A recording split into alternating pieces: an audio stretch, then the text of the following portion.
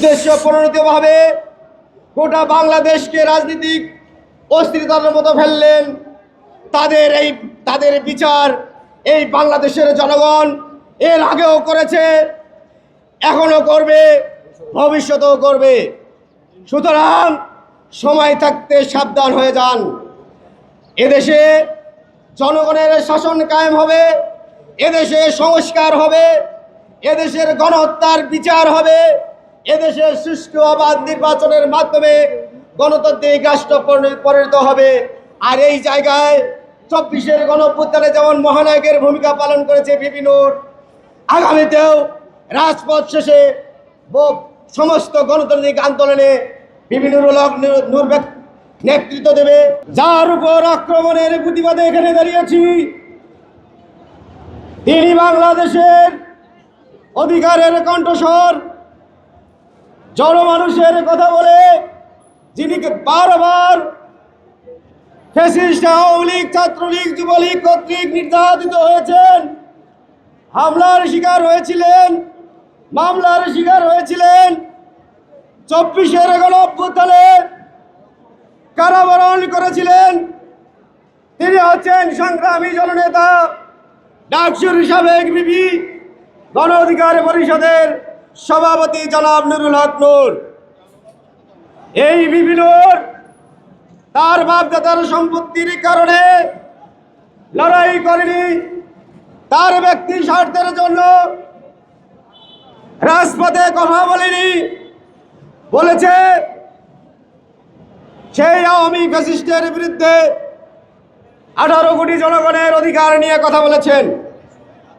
আজকে তার কণ্ঠস্বরকে স্তব্ধ করে দেওয়ার জন্য আর একটি বিশেষ মহল চক্রান্তের অংশ হিসেবে, পূর্ব পরিকল্পনার অংশ হিসেবে গত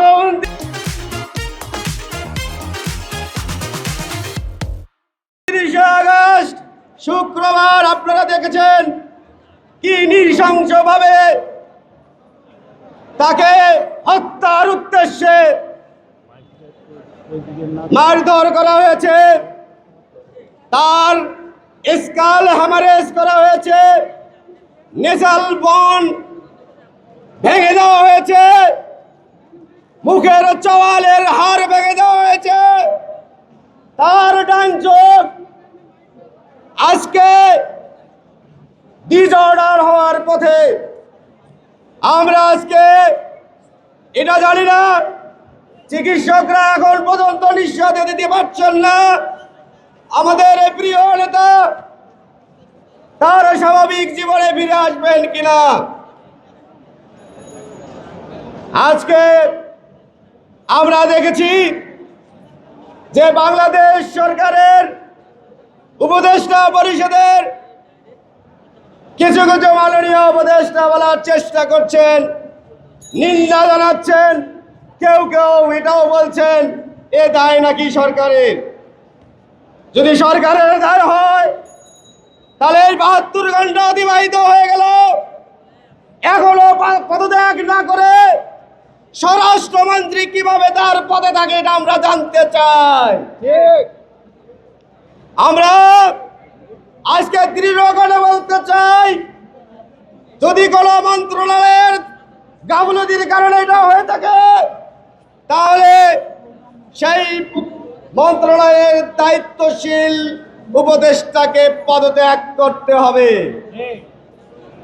আমরা এখন পর্যন্ত যে ঘটনাস্থল পল্টন এরিয়াতে যে দায়িত্বশীল ওসি তাকে এখন পর্যন্ত প্রত্যাহার করা হয় নাই। প্রিয় সাংবাদিকবৃন্দ, আপনারা নিজেরাই তুলে ধরলেন সেদিন মেরুন কালারের যে টি শার্ট পরিহিত লোকটি আর্মি এবং পুলিশের মারপিটের পরে টার্গেট করে মাথায় আঘাত করেছিল, তিনি হচ্ছেন পল্টন থানা ওসির ড্রাইভার। এখনো আপনাদের ভিতরে সেই স্বৈরাচারের প্রেতাত্মারা লুকিয়ে আছে, যেটার প্রতিফলন 29 তারিখে সারা বিশ্বের মানুষ দেখেছেন যে বিপি নূরের মতো একজন নেতাকে জনসভায় বক্তব্য দেওয়া অবস্থায় কিভাবে হামলা চালিয়েছেন, কিভাবে তাকে মেরে ফেলার পরিকল্পনা করেছিলেন। এই কোনো সাধারণ মানুষ নয়। একটা দলের প্রধানকে যদি আমরা জীবনের নিরাপত্তা না দিতে পারি, তাহলে বাংলাদেশের কোন দলের প্রধানরাই আমি মনে করি নিরাপদ নয়। আমরা কোন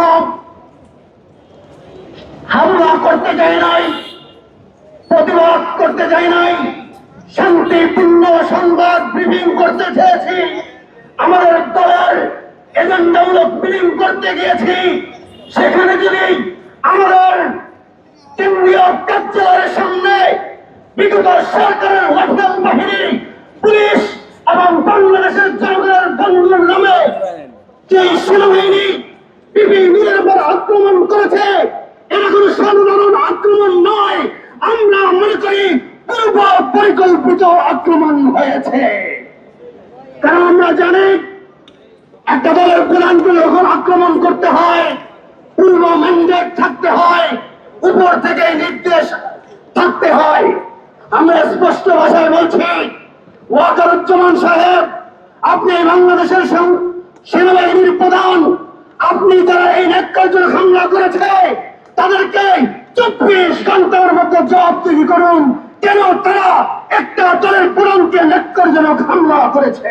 তারুণ্যের আইকন নুরুল হক নূর যখন এই কতিপয় সন্ত্রাসী দ্বারা আক্রান্ত হয়ে সিসিউতে আছে, তখন আমরা এর প্রতিবাদে আজকে এখানে আপনাদের সামনে হাজির হয়েছি। বন্ধুগণ, আমরা শুধু প্রতিবাদেই থাকবে না, এই হামলার প্রতিবাদে আমরা যতক্ষণ পর্যন্ত এই সন্ত্রাসীদেরকে আইনের আওতা আনতে না পারি, ততক্ষণ পর্যন্ত আমাদের আইনি সংগ্রাম চালিয়ে যাব। বন্ধুগণ, আপনারা সংগ্রামী বন্ধুগণ, আপনারা ইতিমধ্যে জানেন যে এই জুলাই যোদ্ধাদেরকে যখন যারা আহত করেছে, এরা একটা সুপরিকল্পিতভাবে গণতন্ত্রকে আঘাত করেছে।